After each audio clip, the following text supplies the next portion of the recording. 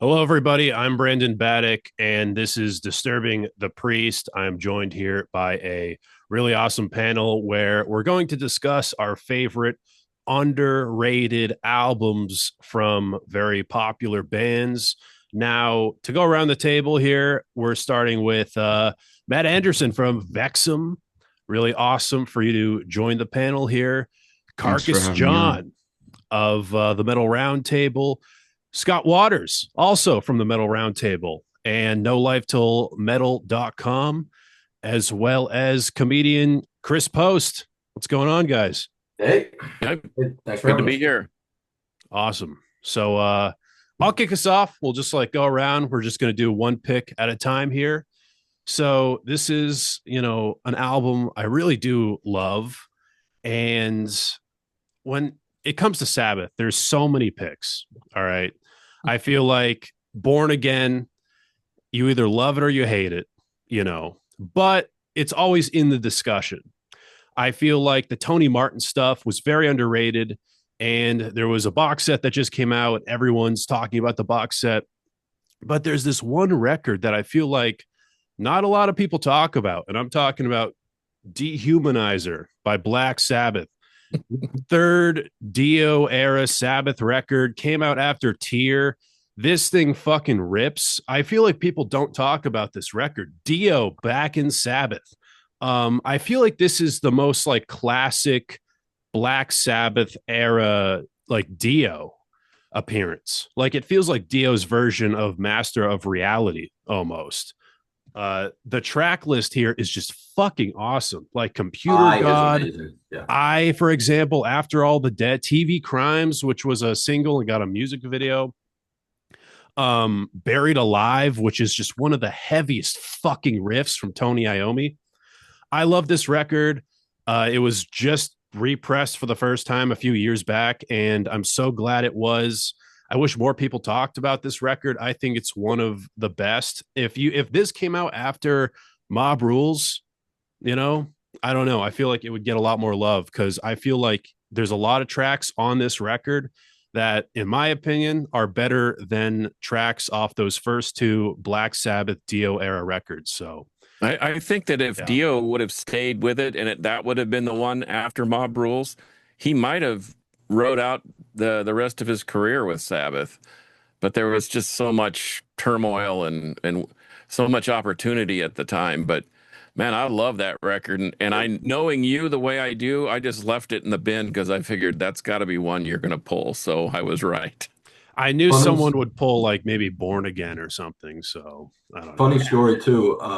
I first heard anything off that album because Time Machine is on the Wayne's World soundtrack. Oh yeah, Yeah. Yeah, I kick ass soundtrack. I saw the Born Again tour. I love that album so because I got to see that tour. But the when the Dehumanizer came out, I thought it was kind of weak, and not because it was the songs, but it was mostly the production. It was kind of thin compared to the thicker, doomier sound on Heaven and Hell and Mob Rules. But I agree with you after there. I after definitely seeing him do. live and hearing him perform, the song I live, I was blown away, and now I love that song. But you listen to those same songs, like on some of the Heaven and Hell live albums, they're fantastic. They're so much better because they have more meat to them, more beef. And the album Does the really does need it for sure. Yeah. Like I does the definitely agree on the reissue sound production. does the reissue sound any better than the original pressing? It sounds a lot better in my opinion. And Okay. it's a double disc. And the second disc is like a live concert and they play a couple tracks off it. God, do they sound fucking so good. Really Very great good. stuff. Very cool. Dehumanizer, a banger in my opinion. But anyway, let's keep this thing rolling with Matt Anderson. Funny that you picked that one because I picked Mob Rules. Um, Nice. maybe I need to talk to more people, but the people that I talk to, they never really bring up anything after Heaven and Hell. Everybody I know, and anytime I see the public discourse, it's all everybody is an Ozzy fan, and they make the exception for Heaven and Hell, of course, because that's one of the greatest metal albums ever made. So all of that just kind of seems to overshadow Mob Rules, and I've always been a fan of that record, and it just never gets brought up, at least not around me. So, but every track on that record is a banger, and yeah, it's a go-to for me. Country Girl is like my favorite. Yeah, Sign of the Southern Cross is one of my Yeah. favorite Sabbath songs of all Yeah, time. yeah, Same. exactly. Great Fates one. Warning did a And killer cover of that song too. If you ever check it out, of Sign of the Southern Cross. Just to plug my record collection real quick, I have a promo Japanese Vertigo of that, and Sign of the Southern Cross. Just it's fucking insane. It sounds so fucking good with that acoustic intro.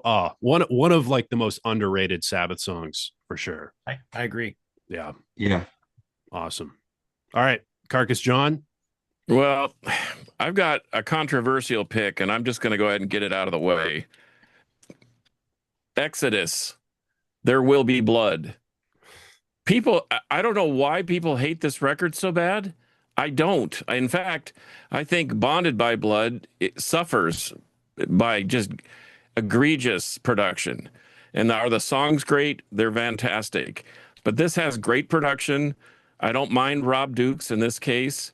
And I think this is really underrated. I don't know why people don't talk about it more, because it rips.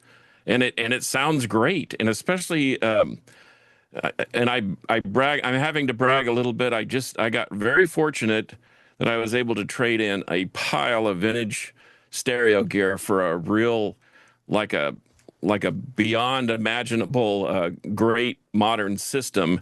And one of the first ones I put on Bonded by Blood, and then I put on this thing sounds fantastic. So I think it's underrated. People hate it. I don't know why they do, but I love this record. In fact, I'll be so bold as to say I like it better from a production standpoint than the original. And mine's autographed, by the way. Thank you very much. That is awesome. I hate the cover of that. I don't like the cover, Yeah. but I think it was a, kind of like Testament and The First Strike Still Deadly, where they didn't just throw a bunch of songs on a record and kick it out and say this is our greatest hits. They actually went in and re-recorded them and brought back some of the old members like Kirk Hammett. They did the same kind of on this too, and it has a bonus track, Hell's Breath, that's not on anything else. So I don't know. I think it's controversial, but I think it's completely underrated because it is a ripper. Definitely better production than Yeah. the debut for sure. Yep. All right, Scott. I think Duke suffers a little bit just because he's got to compete with Zetro, who's got a very distinct sound, voice, very not whiny, but I don't know what the word I'm looking for is, but high pitched and scratchy and kind of punk edge. And Dukes doesn't have that, but that dude can sing. Yeah. I just heard some of the songs he did with Patriarchs in Black, and he freaking kills it. So anyhow, Agreed. my pick, Flotsam and Jetsam. This is Ugly Noise. This is one of their more recent albums. They've actually have 3 albums that came out after this that people seem to love because they're all they kind of return to the more thrash metal sound on the last 3 albums. This one here is a little more experimental, but it returns the band almost to the original band. Jason Newsted is actually part of this as well, even though he didn't actually he's not actually pictured and he didn't actually get any credit, but he actually wrote some of the material on here with the band. And this is a fantastic album from them, and it's just, I don't know that it's hated as much as it's just not known. So this, anyhow, Ugly Noise by Flotsam and Jetsam, it's one of my favorite albums from them. It's like, I wouldn't say I like it better than Doomsday for the Deceiver, but it's up there in my top 2 or 3 albums from them. I got to interview Michael Gilbert, and he's saying it's like one of his favorite records he's ever done. It's so good, man. I mean, I've actually got this thing in several different formats. Got the gold remastered edition and the original one, which is all signed by the band. And I love this record. So you can always tell when I love a record because I end up having 20 copies of it. Fair enough. All right, Chris. All right, this is going to be an interesting one because the title track is such a staple of their live show. But Maiden, Fear of the Dark. I think your casual fan might not go deeper than the title track. It is loaded to the gills. Be Quick or Be Dead. From Here to Eternity. Judas Be My Guide. It was the first Maiden album I owned. My babysitter had a copy, so yeah, that was how I got into it. I don't know if it came out right when the Seattle explosion happened. I don't know if it got buried in that or that Adrian's not on the album. Maybe that had something to do with it, but it just never gets brought up in that Number of the Beast Peace of Mind conversation, I think. And to me, it slaps just as hard as any of them. Yeah, I Yeah. had the same pick. I feel like people just look at Fear of the Dark and they're like, yeah, it's good And because it, of that look, song, You seeing them play you that see the live, there's very little better. Maybe Hallowed Be Thy Name is just as good live, but I mean that is a centerpiece. And Aces High with the churchill intro, but Fear of the Dark, yeah, just an all-time great. Amazing live too, and just a good album. Give it a listen if you're not familiar. Yeah, they're touring the debut up to that record right now. So, and Megadeth is opening with Anthrax, so Yeah, fuck that my whole wallet, bill. I guess. Anyway, here is my second pick. I love this band. This is my second favorite band of all time. Came out in 2004, followed up a pretty, controversial record. People do not talk about this album at all. I'm talking about the Systems Failed Megadeth. Fucking banger album right here. Chris Poland returns. This was supposed to be Dave's solo record, but everyone's like, dude, uh, Megadeth is your solo career. What the fuck are you talking about? But Blackmail the Universe, Die Dead Enough, Kick the Chair, The Scorpion, so good. They've brought a couple songs back from this album to like the live rotation, and I'm so happy to hear it. Some of my favorite soloing from Chris Poland on here. Uh, My Kingdom, I believe Chris Poland said was like his favorite song off here, and I think it's pretty good. Something I'm Not, of Mice and Men, just like such a solid record. And if it came out in the 80s, I feel like more people would talk about it. But 2004, kind of a weird year for thrash metal. And yeah, I just think this album is so fucking good. And I don't really hear people talk about it when they talk about the greatest Megadeth records. But for me, this 100% is one. So that is my number 4 pick. Nice. Also has a nice cover too. It's got, kind of looks like the early classic Megadeth stuff. Yeah, for sure. And I wish Chris Poland stayed, honestly. Just fits so well with Megadeth. Like his Well, soloing. he had a pretty hopping solo career, I guess, and wasn't he just like playing around like a studio guy, just bouncing from studio to studio, just making Yep. making Yeah. checks without really touring. So Yeah, his I jazz see the fusion allure. stuff is great, Yeah, no, it's like yeah, totally. for sure. Yeah, he and Awesome. Gar weren't even really metal guys before they joined Megadeth Hmm. too much, really. I mean, yeah, he and Gar were both jazz musicians, I think. Yeah. Yeah. Yeah. And it's like so cool to hear that influence in early Megadeth. Like it's so unique to them. And I really love it. And I wish more musicians kind of like took more out of other genres instead of just like purely thrash metal. And I feel like it makes some of the best guitarists, drummers, whatever musicians. Anyway, let's keep this panel going with Matt. What's your next pick? Okay, Matt, with Vexum, you got to mix in some other genres of music. So I think you should do some polka in there. There you go. Yeah. There you go. Okay, I'll get with the guys, Get and Ice we're T writing the back. next album right now, so Awesome. start working that in. Polka, polka, polka, Um, thrash. there you go. Like that scene from uh Yeah, Home that's the theme. Alone. Exactly. Yeah, Polka, polka, polka. John Candy. Uh, I also have Fear of the Dark. I was going to make the point that you see the back patch and the poster everywhere you go, and yeah, Fear of the Dark, the title track is such a staple of their whole career. But nobody knows beyond that. There's a lot of bangers on that, like Afraid to Shoot Strangers, Childhood's End, Wasting Love. So. It's a misery. Yeah. Yeah, so I guess I should pick a different one. I'll go Once More Around the Sun by Mastodon. I'm a huge Mastodon nerd, and a lot of their fans tend to gravitate towards their older, earlier stuff. I know the whole discography. I love the whole discography, and I feel like Once More Around the Sun doesn't really get the attention that it should from the metal world, just because it doesn't have that sludgier, darker, heavier sound, but it still has that classic Mastodon sound. It has that real bizarre sound to it.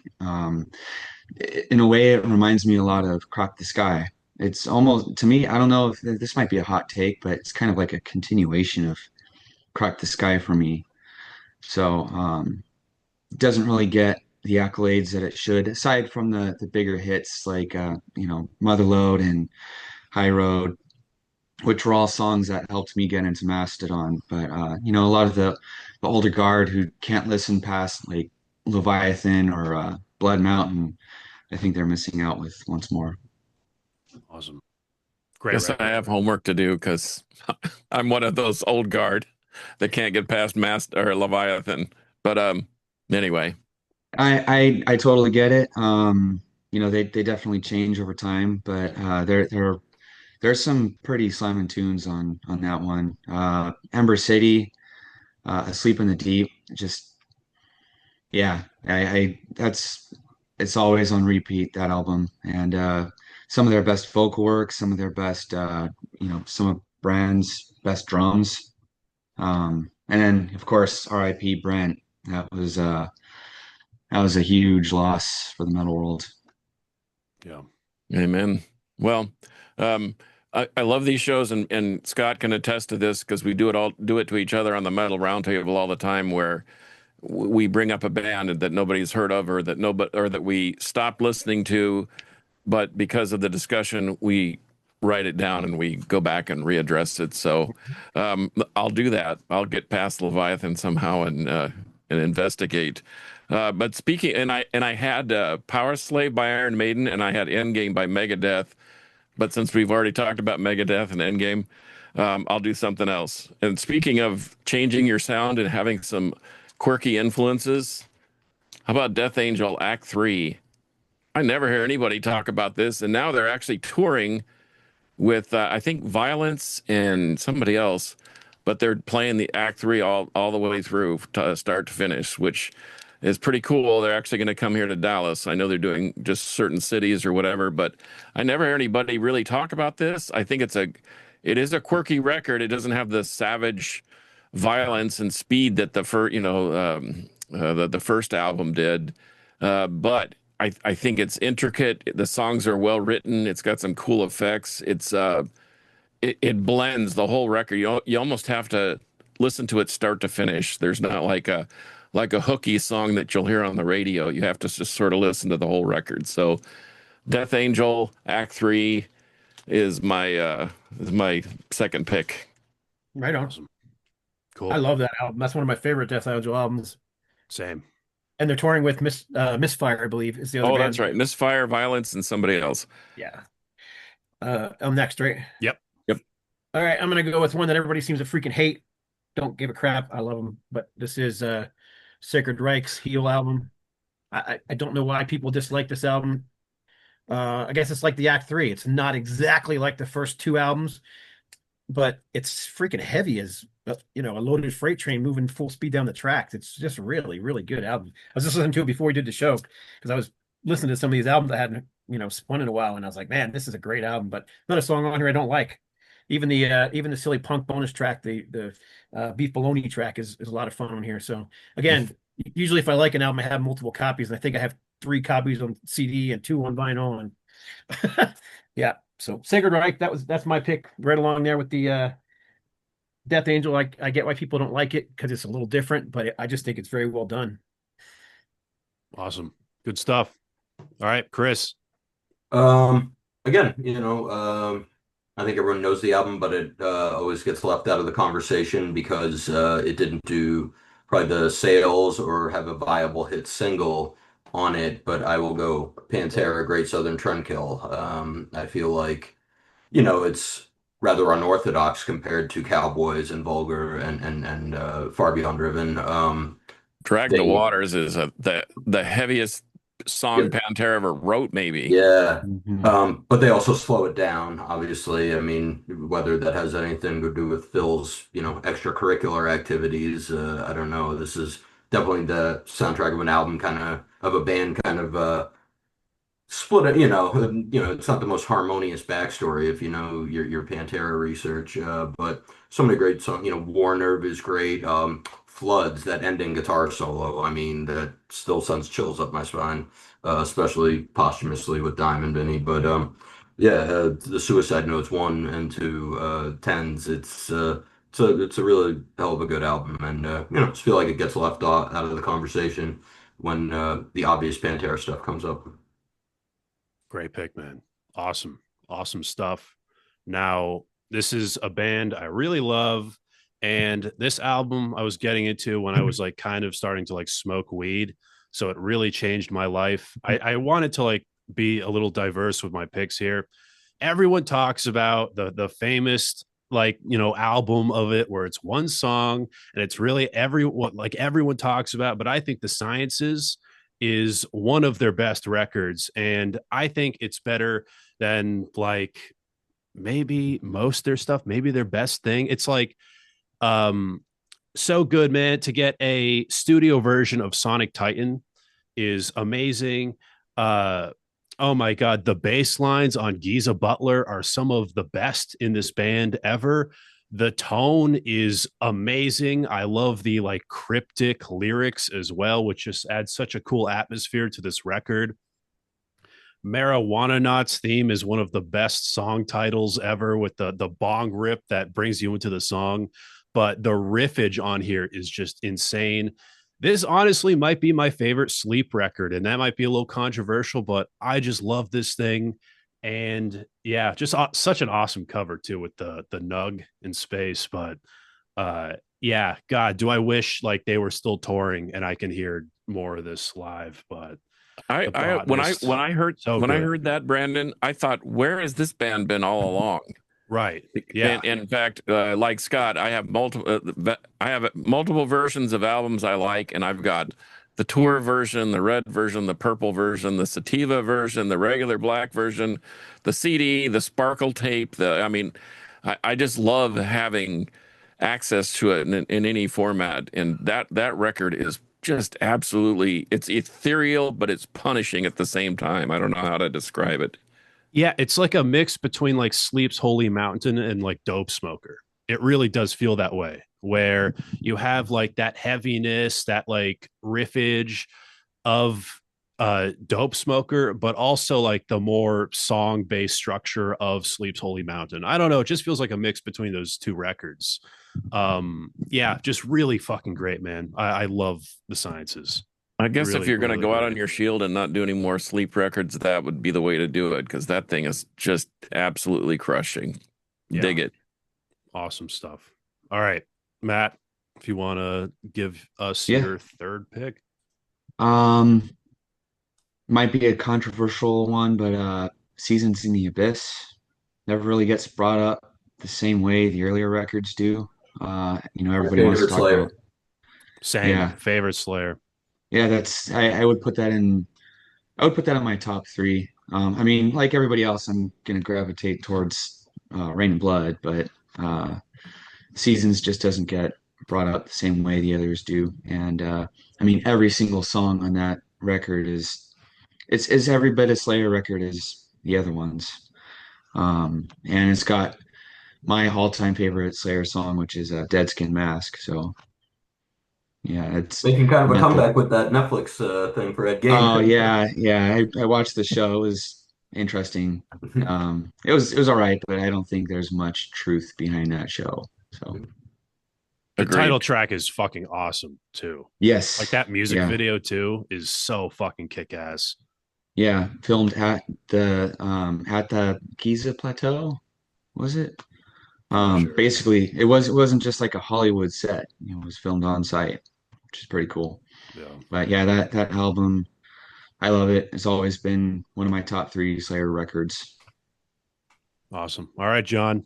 I like it. Well, since we already talked about Slayer, I was going to say Divine Intervention. That one never gets talked about for whatever reason, and that thing just absolutely shreds. So I'll go with something else. How about this? This may blow your mind. How about Budgie Power Budgie. Supply? Awesome. So when people talk about Budgie, they talk about the stuff that Metallica made popular. Right. But I've never heard anybody talk about Power Supply. And I found this at one of our local bookstores for like $3. And I thought, well, it's an original pressing and it's in pretty good shape. And for $3, it's worth a try. And this thing is their best. It's the best Budgie record out there. So, and I'll stand behind that opinion. But it never, nobody even knows about it. So it's very strange how we gravitate just to certain things, especially if it's popular and that's what we hear about. But this is a deep dive, and I never knew about it. I saw it and I thought, I've never even seen it. Have never even heard about it. But if you wanna get Budgie full throttle in their best element, just at the pinnacle of what they're doing, this is it right here. Power Supply by Budgie. Well, I have some homework. I'll definitely have to revisit Yeah, that. Same here. definitely check it out because if you like that type of in fact, I re-listened to it when we were talking about the new wave thing that we were talking about doing earlier, and I asked my friend, would these guys be considered new wave of British heavy metal? And obviously that album came kind of in the middle of it could be considered a new wave style record, but they were prior to that They were move. first wave of British heavy metal. Yeah, Yeah. they were the first wave, but yeah, try it out, and YouTube it, do whatever you have to, but just be blown away about how good it is. It really is good, and I like their other albums. I'm a big Budgie fan, but that one in particular, no one ever talks about. Awesome. Good shit, That's because there are man. Metallica songs on there. Yeah, Yeah. That's why. Which I feel like as a band is underrated within itself too. Like Budgie is fucking great. Some of those like bass lines and riffs, yeah. so fucking great, man. All right, Scott. All right. This is an easy one. Everybody hated this album when it came out. I didn't. I loved it. But this is Motorhead. Another perfect day. First of all, it's got one of the greatest album covers of all time on it. I love the picture of Snaggletooth on here. Fantastic painting, and the back cover too. I had that one pulled, Scott. But this is the melding of Motorhead with Thin Lizzy, which took them to a different, didn't quite have the hardcore punk edge that the first, all the 70s album had. Definitely more melodic, and people hated it, but I freaking loved it because I was a huge Thin Lizzy fan, and I was a huge Motorhead fan, and I thought the two were great together. And I mean, they only got the one album out and then a live EP, but what they gave us is fantastic. Yeah, Brian Robertson on guitar on this one, and he got the gig because he was friends with drummer, what's his name? Animal. Filthy Animal. Filthy. Filthy Animal. Yeah, thank you, Filthy Phil Taylor. Yeah. So anyhow, that's my pick. Motorhead. There's not a bad song on there, in my opinion. Dancing on Your Grave is one of the best Motorhead songs ever. Yeah. Way overhated. Way overhated. Yeah. I don't know why people hate that album. There's no reason. No, I had it pulled, but I just ran out, and I was trying to cull the herd a little bit, but couldn't agree with you more on that one. All right, Chris. All right. I should have worn the t-shirt for it, but because I have it in the next room, and I actually used to wear it on stage, but people in the audience were like, "This guy's a comedian, and looks way too religious." But Testament, practice what you preach. Fantastic record. I know it's respected by a lot of fans, but I don't think it's ever thrown up in their top three in a lot of circles. So I'm going to say that they go outside the box a little. Stuff like "Sins of Omission," the ballad. Sins of Omission is freaking brilliant. That's my favorite song by them. Yeah. Me too. Matter of fact, I like it so much. My band, which is no longer together, but my band recorded a cover on it a bit on one of our albums. Mhm. Love that song. I think that's just something. I think it's what 89. They're really really in the groove on that one. Yeah, Chuck Billy never got his respect. I think Brandon and I have often talked about there should be not a big four but a big five, and I would make them the fifth. But yeah, I know some people would say Exodus first, but yeah, I'd say overkill. what's that? Overkill. Oh, or Overkill. Well, Brandon and I were talking one time about doing a New York Big Four and a California Big Four, because like the New York Big Four would obviously like Anthrax, Overkill, something like that. But anyways, practice what you preach. Great album, very consistent, very few skips. Yep. And even if they did a New York Big Four, Anthrax still wouldn't be the biggest band or the best band on there. So, it's my opinion. But anyway, oh man, sounds like we need to do another episode of something. I feel like East Coast we're versus West Coast. That could be a whole debate within itself, honestly, because I have kind of like shit on Anthrax a little bit, and I get a lot of hate for that. And I feel like, yeah, they're pretty good, and I just have to like revisit their entire discography again. But I don't know. It's just like It's different. I mean, it's different. Yeah. You gotta have a little hip hop. I love a lot of old hip hop too, and they're both fuck you genres and anti-authoritarian genres. So yeah, Yeah. I still love Anthrax. But I think it's more the fact that they stole the spot from Testament why I'm just pissed. But Hmm. anyway, I'm gonna keep this going. This is a band that in the genre is pretty popular. This is actually a pretty recent record from 2021. It has art that I would have like probably assumed would have been a Blood Incantation record. And yeah, it's just really fucking awesome. Eternal Hail's Dark Throne. I fucking love this album. It's like blackened doom. It's so fucking good. The riffage is just excellent on here. We only have like 5 tracks, I believe. And yeah, like the B side is like literally a 9-minute song and a 7-minute song. I just think this works really well for the band. It has like some old school metal influences in here too. There's some really awesome tones on this. Like the bass lines are so fuzzy and great. I spin this all the time. I don't know. Like I love a lot of later Dark Throne stuff, but this is like a fucking masterpiece in my opinion. And then to see the follow up was like the cover was just like a girl ice skating. It's like, what the fuck happens? Like this is some of the best art the band ever has. But yeah, Eternal Hell's one of my favorite Dark Throne records ever. Just such an underrated album from 2021. Who would have thought? But yeah, that is my number 4 pick. But let's keep this thing going with Matt Anderson, your 4th pick. All right. Another hot take, spiritual healing. A lot of people would not think of that as the underdog. I don't know if it would necessarily be like the underdog, just a lot of the friends of a lot of my friends, a lot of circles I'm in, they all gravitate towards the later Death discography with all the techier, proggier stuff.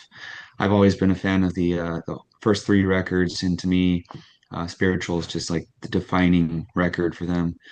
Has all my favorite songs, Low Life, Within the Mind, Defensive Personalities. I mean, that it's another one of those that's just on repeat all the time. Every song, I can't get enough of. Um, so it might be a hot take, but not as many people bring that one up as the later stuff, at least around where I am. I Banger can see album. that. I can see that. I see people talking about the early albums a lot, and I see people talking about like individual thought patterns and human a lot. But yeah, you don't see a lot of people talking about that one. I think Yeah, that's what happens when bands are around for a long time, is that the camp starts to split. You know, people like the early stuff and people like the late stuff. But I actually drove 3 hours from East Texas to Dallas or to Fort Worth to a place called Joe's Garage in Fort Worth. It's an infamous venue where Pantera got their start and some other bands. But I saw, uh, who was it? Demolition Hammer and Devastation opening for Death on the Spiritual Healing Tour. And it was the last time I saw Devastation live until they kind of tried to reform in 2006.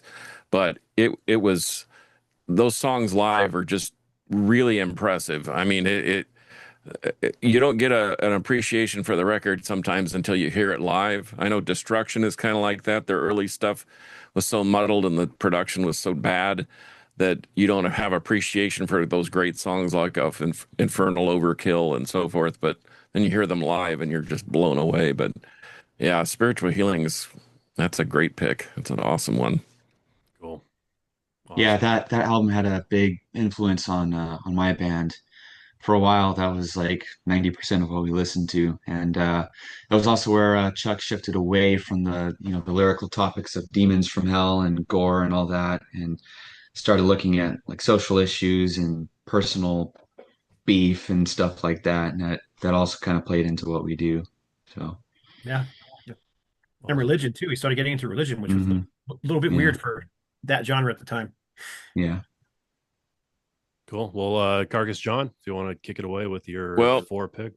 yeah, I mean, my namesake is Carcass and there's a story behind it, but I would be remiss if I didn't mention Carcass, Necroticism Descanting the Insalubrious. Nobody talks about this record. It's because nobody can pronounce about it. they talk about heartwork. They talk about even some of their new stuff, and once again, the band has two camps. It has the early symphonies of sickness, gurgling and gargling, and it has the more melodic side with Heartwork and so forth. But this was the transition record. This is Michael Amott from joining from Carnage at the time. He was a young kid. He'd played some stuff in Candlemass, and when he joined this lineup, this thing is got moments of melody and moments of just crushing, skull crushing, blistering thrash, death thrash, and I love this record. This is one that if I have to make a pick out of the whole catalog, I have to pick this one, and I don't pick Heartwork as much as I like it. And I like Torn Arteries, and I like some of the Surgical Steel, the newer stuff. I like the lineup. I got to see him a couple of times on the Headbangers boat back in October of last year. It was freaking awesome. But this thing is a must, but nobody talks about it, and I think it's completely underrated and completely under the radar. But they just, in fact, last Record Store Day, they released a remastered version. It actually sounds better. But I like the muddy, gritty sound of the original because I'm old and I get used to listening to things a certain way. So it kind of sometimes it bugs me when I hear it too pristine and too clean. But that's my fourth pick: Carcass, Necroticism, Descanting the Insalubrious. Cool. Well, Scott. All right, gonna go with Saxon Innocence. There's no excuse. Everybody hated this album. Everybody still hates this album because it was a switch in sound. They were clearly going for more melodic. They were clearly following in the path of Def Leppard, who were having a huge hit with High and Dry and then Pyromania. So they were going down that route. So I get it. They just weren't quite popular and they were trying to break into America. But I still think it's a great record. I mean, I'm no fan of Def Leppard, especially after High and Dry. They just went on a swift downhill kick to shit though to me. But this I don't hear that in this album. It's just a great straightforward heavy metal album with a little bit more of a melodic bend to it. Even the production's not really like super slick. Like you listen to even High and Dry, which is a great record. That's a very slickly produced album. This one's not. It's just, I mean, Biff's vocals are very natural and and raw, where you listen to a Def Leppard record from that same era and it's processed and there's layer upon layer upon layer of vocals. You can't even tell what's real vocals and what's not because there's so many vocals on there. And I love this album. And also I think they got worse as they went down, but they returned. I pulled this out just because this album and this album here were just freaking brilliant. I mean, they just came back with all eight cylinders revving on those two albums. That's Metalhead and Unleash the Beast. Anyhow, Saxon. Underrated band, period. Yeah. Where was Killing Ground in that Metalhead and Killing Ground came after those two. After those two? Because that one that was my return to Saxon. Yeah, those. I mean, if you like Killing Ground, Unleash the Beast and they're right along the same area. They kind of had that trilogy of perfect albums right around that time, and that was the other one. Metalized is another one. Yeah, that's it. Saxon. Cool. Chris Post. Yep. All right. Yeah, I did have one more. I thought of one more actually fitting because I saw Saxon open for him, but an underrated album is Priest Point of Entry. Obviously, most of us all know and adore Heading Out to the Highway, Hot Rock, and had that very funny video. I don't know if anyone remembers. It's pretty campy, but Desert Plains is one of their best fucking songs, and I feel like no one ever talks about it. Solar Angels. What's that? Yes. Solar Angels. Yeah, and that's the beginning of side two. That's a great way to open up side two. Yeah, Troubleshooter. Yeah, it's an awesome record. It's wedged in between British Steel and Screaming for Vengeance, so it kind of gets lost in the shuffle, I think, because, I mean, if you take out Point of Entry, they go on this almost dynasty-like run. I mean, it's like British Steel, Screaming for Vengeance, Defenders of the Faith, and this is a damn good album. It's obviously, there's a couple skips, but a lot of great cuts, and I feel like it gets swept under the rug sometimes. I also love the U.S. album cover, even though I know most people don't get it, but it's one of those double entendre albums that people just don't understand. As someone said, God, this was in front of our face the whole time, and we didn't even know it. Yeah, you guys have seen that before, the double entendre in that cover, right? Yeah. Brandon? I'm like, if you want to explain it, I might not know. Oh, it's I'm just gonna grab it. I'm gonna give me 2 seconds. Yeah, Grab it. yeah. Just If talk you here. could point out the parts. Oh, and there's parts. Trust me on that. I've heard about that there's like an entendre, I but remember I was going to school in Utah, and I picked that up at a place called Licorice Pizza in the University Mall, I believe, and uh, and I was shocked that they had it there because of the nature of that area of the world, especially back in the 80s. But anyway, Okay, got it. So this is the obviously the UK pressing, which has no meaning at all. It's just it's weird. like a plain wing, It's Mhm. I yeah, guess. plain wing. It's okay. But this one here, which unfortunately is the Japanese pressing, so you can't see the whole damn thing. But it looks upon first look, and it's just like a paper trail of going down a desert. So that kind of the desert plain, desert road thing. But if you back it up a little bit more and a little bit more, what you start to see is a woman's legs spread apart. Here's her dress. And here's the point of entry. That's right there where it says point of entry. It's going right into her crotch. So That's awesome.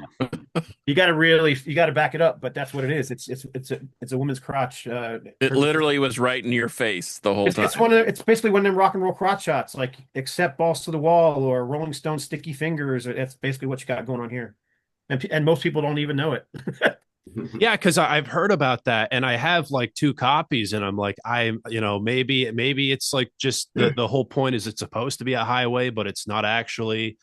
But okay, that makes a lot more sense. Well, I definitely have more appreciation for that record now, for sure. I still don't get the back cover, but whatever.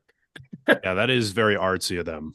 I guess they're plains, they're desert plains, flat areas. Oh yeah. Is that did Hypnosis do that? Yes. Yeah, the same. Well, there you go. That explains everything. They did Pink Floyd. They did all those, just you know, guys shaking hands and one guy's burning. I Yeah, mean, where the but Scorpions, those earlier Scorpions album covers with the, yeah, you know, with the girl's boob coming off and bubble gum, and that's awesome. right. Yeah, I love that cover, by the way. A lot of people hate that Scorpions album I like cover. that cover too. Yeah. I Anyway, just like Hypnosis, but anyhow, sorry. yeah, no worries. Now, my last pick, it's a little controversial. I think this band has already been mentioned, but I feel like this era of them is so different that I feel like I can talk about them again. The album I'm about to show isn't the one I'm talking about, but I'm talking about the second one that came after it, Projects in the Jungle. This is their debut. This fucking sucks, in my opinion. But Projects in the Jungle, I think, is a banger. Out for Blood. Come on. There's some amazing riffage on that record. Like, I don't know. Terry Glaze as well, I think sounds really good. Um, a Lost in Time record. It really feels like Lost Media, because Okay, every pressing is like a bootleg of I these have Glam to I Terror have to records. admit, Brandon, I have to admit, you're right about Projects in the Jungle, and I couldn't have done that because I just waved it off. The cheesy cover, the Doc and Wannabe deal, I just didn't like Pantera at all in that era. But every now and then, I go over and help Henry Vasquez out. He's got a warehouse and a jam space, and he put that on, and I thought I went right up to the phone and where we have it tied into the stereo, and I said, "What are we listening to?" And he said, "You wouldn't believe me if I told you." And I said, "Well, tell me, because I'm listening to it." And that's what he told me. It was Projects in the Jungle by You wouldn't Pantera, think a and it Pantera ripped. record, yeah, exactly. And you wouldn't think a Pantera record would have good keyboard work, but I think it sounds great on it. Again, great riffage, just some really catchy songwriting as well. But I wish they didn't bury that record. It makes sense why they buried the first one. This is just maybe the worst album cover of all time. I forget how I even acquired this, but if I'm ever playing frisbee with a cousin or something and we lose it, I'll definitely grab this record. But yeah, I don't know. It's just Glam Terra definitely has its moments, and Projects in the Jungle, I think, is a banger from '84 too. Just a Yep. really solid album. But anyway, let's bring it over to Matt now for your final pick.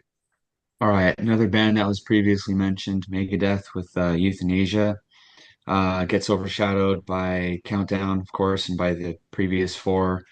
That album I grew up with. I was listening to that at 0 years old, thanks to my dad. And it's another album where every song is a absolute banger, in my opinion, and doesn't The get two of brought up them. amongst a whole lot of people. But Reckoning Day, Black Curtains, the title track. Of course, the Tule Mon is a big staple of theirs. Yeah, there you go. And Victory, his the lyrics to that song, I love those lyrics just because it's almost like if that was the last album and the last song they ever put out, that would just perfectly encapsulate their career. The lyrics are just like nods to all their song titles. So the only thing I don't like about that record is there's no Vic Rattlehead on the album cover. So Oh yeah. He's on the back cover. back Oh yeah, cover, yeah, there is. yeah, The Killing yeah, Road is one of my favorite Megadeth songs yes, of all time. mm-hmm, That fucking riff, man. That like yes, that chorus too, so fucking good. yeah. Train of Consequences, That's a great song. yeah, Even yeah. like It's Blood of Heroes, Family Tree on side B, I think are mm-hmm. killer songs. Uh, Definitely an underrated record for sure. Good groove metal as well. Yeah. Yeah, it's not your classic, thrash metal type Megadeth. It's definitely a different form of Megadeth. It's the same lineup as Rust in Peace, but a totally different record. Yeah, awesome. Yeah, I think Marty Friedman was taken over at that point. At least that's what Dave Yes. says. Yeah. And it shows, man. He like some of his additions are just some of my favorite, but unfortunately not a lot of people talk about that album compared to other ones around the same time. But Hmm. anyway, Carcass John, if you want to give us your final pick.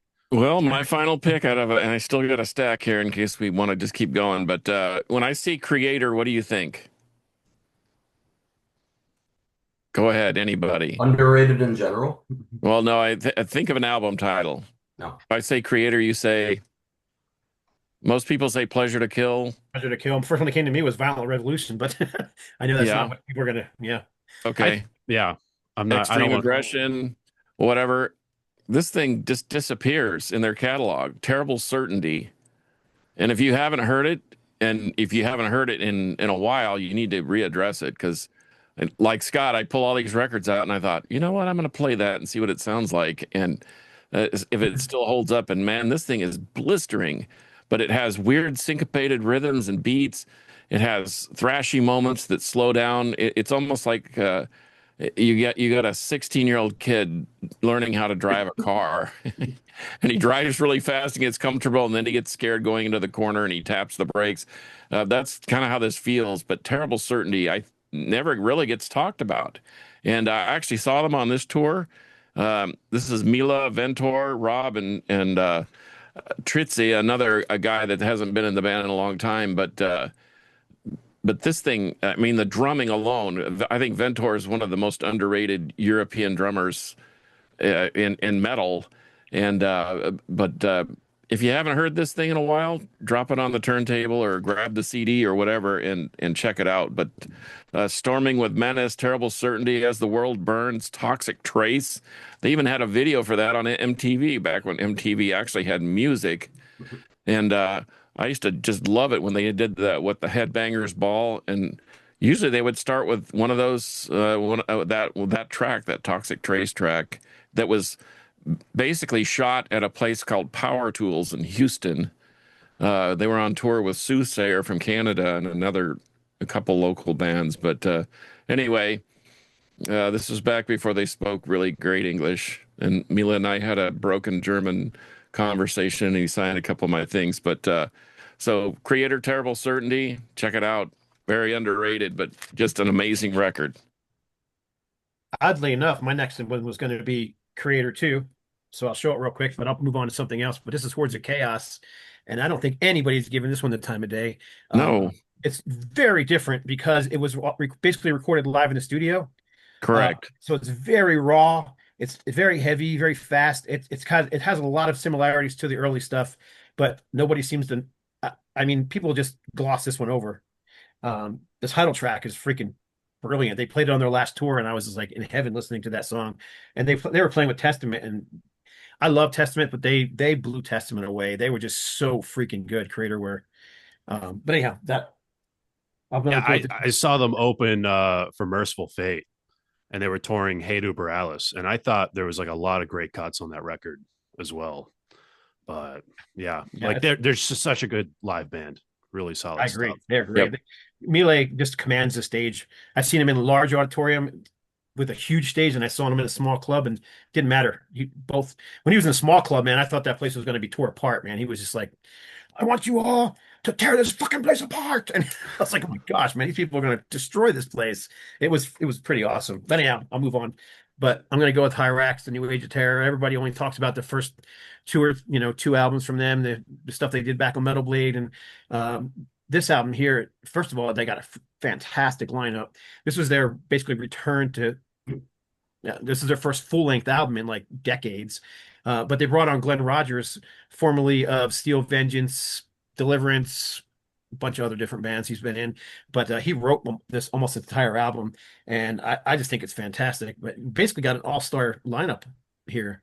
Does that have the Harrison brothers? No, this was the one right before the Harrison brothers joined. Okay. The Harrison brothers joined, and they were in the band for 18 years before they were given their walking papers and started Harrison. But he also got on bass Angelo Espino from Reverend, among other bands. He was also in Once Dead. He's been playing with Betsy Bitch for years. Dave Watson, who was in Heretic, and then drummer Jorge. He's been in a lot of bands too, but he's currently in Primal. So anyhow, I just think it's a great thrash record. I think it's my favorite Hyrax record. I can play it over and over and over again and never get tired of it. There's also a little bit of a nod to Vengeance Rising on here because Glenn was in Vengeance, wrote a lot of those songs, but got zero credit for it. So there's this one riff in here that's clearly, I mean, he didn't even change it at all as part of one of the songs. It's like the do do do do do do part, and I'm like, I talked to him one time, and I'm like, Glenn, so what's up with the Vengeance riff? He goes, I knew somebody would pick that out. He goes, I did that on purpose. He goes, they totally stole that from me. So anyhow, great album from Hyrax, Glenn Rogers, Kate and DePena. There you go, Hyrax. Such a kick-ass band. And before we end things here, Chris, if you have I know you said you had 3 picks, but I got one last one. Fuck it, it goes on the granddaddy of them all. Never gets talked about, but Ozzy, No Rest for the Wicked, Miracle Man, Breaking All the Rules, Crazy Babies, Bloodbath in Paradise. It is a damn good record, a damn good lineup. Obviously, there are divided camps between the Randys and Zachs and even Jakeys of the world. But I do love this one. I always loved everything Randy Castillo was on. Geezer's on this one. Also a very deep cut. You can't even find it on Spotify anymore. If anyone has ever listened to the live album of this tour, it's called Just Say Ozzy. It's a live EP. I'm not sure if you guys are familiar with it. yeah, It's hard to find now. But those are great songs that sound even better live. But yeah, an underrated album, I think. I don't even think Ozzy himself liked it particularly, but a lot of fond memories and a lot of good songs. Tattoo Dancer, Demon Alcohol. There's like some Yep. bangers on Yeah, that. Fire in the Sky. Yeah. That was really just like Ozzy touring with Metallica and being like, fuck, we should just like do shit like this instead.